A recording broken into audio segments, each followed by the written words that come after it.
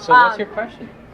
My mom has a mitral valve prolapse, and I'm curious about how that would affect her chances of having a heart attack soon or in the future. Well, here's the thing, and that's the whole premise of the book. And the way I explain it in the book and to my patients is when you think of your heart, think of it like a house. Okay? And just like a house has walls, the heart has walls and is pumping, and we call that myocardium. But the difference between a house and a heart is the heart's actually squeezing, correct? Mm-hmm. And just like we have rooms inside our own house, the heart has chambers, 1, 2, 3, and 4. The left atrium, the right atrium on this side is swapped like a mirror image when we draw it. The right ventricle, the left atrium, and the left ventricle. And just like you have doors to go from one room to the other, the heart has valves that allow the blood to go from one chamber to the next. So in my book, you'll find how the blue blood or the deoxygenated blood enters this chamber of the heart through the tricuspid valve down here, out the main door of the right ventricle, through a pulmonic valve to your lungs to get oxygenation blood, and then the red blood comes in, which is oxygenated, comes into the left atrium through this, and the mitral valve, what your question is, down into the left ventricle, out the aortic valve to the rest of the body.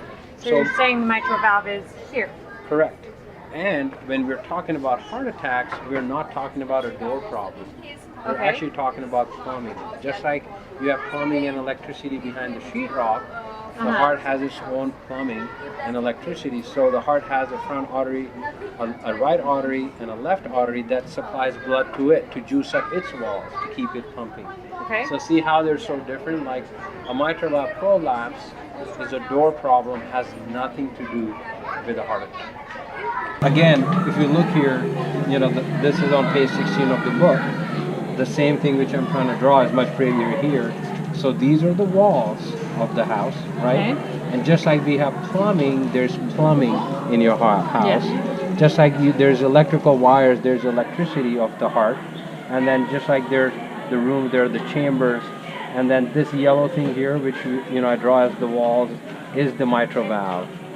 So when we're talking about mitral valve prolapse, mitral valve regurgitation, mitral valve infection, or when you go to your dentist and say you got a murmur, please, tell us because you need some antibiotics. We're talking about this mitral valve problem. Has nothing to do with this, plumbing that we're showing here. So this is, on like page 40, and I talk about, how the plumbing of the heart is set. So when we're talking about heart attack, we're actually talking about the plumbing system.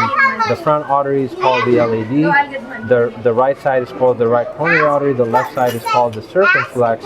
And that's what we're talking about. So coronary artery disease, the coronary artery system is the plumbing of the heart itself. And that's what causes a heart attack, is a blockage in the plumbing. Has nothing to do with the valve. So you can flip over to the valve section, which is right here, should be part number 6, and we can talk about the valves and how these valves work, actually your doors. So this is that mitral valve right in action, opening and closing as you're talking about, and I do talk about different kinds of valve problems. And when these doors are leaking, we call them regurgitation, and when they're stuck, we call them stenosis. So here's an example of a mitral valve leak because the doors are broken. And that's where it's leaking back into the wrong chamber. Wrong chamber, because the blood is supposed to go from here down here, but it's now leaking back, and that creates an ineffective pumping system by physics. And here's where is an example of where the aortic valve is stuck. So rather than being big, it's small, and it's stuck at that position from calcium or rheumatic fever, and it gives a hard time, for the blood to get out, and it creates a murmur. So when you hear people say, I got a murmur, a leaky valve, a pig valve, a regurgitation, a torn valve, a mitral valve prolapse, we're talking about a door problem. It has nothing to do with the plumbing.